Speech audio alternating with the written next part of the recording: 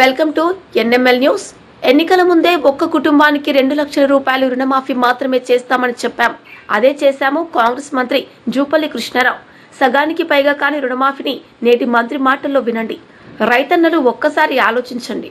అయితే ఇవాళ BRS party KCR వాళ్ళు, బీఆర్ఎస్ నాయకులు కేసీఆర్, కేటీఆర్, హరీష్ మాట్లాడుతూ ఉంటారు సోషల్ మీడియా, వాట్సాప్లో.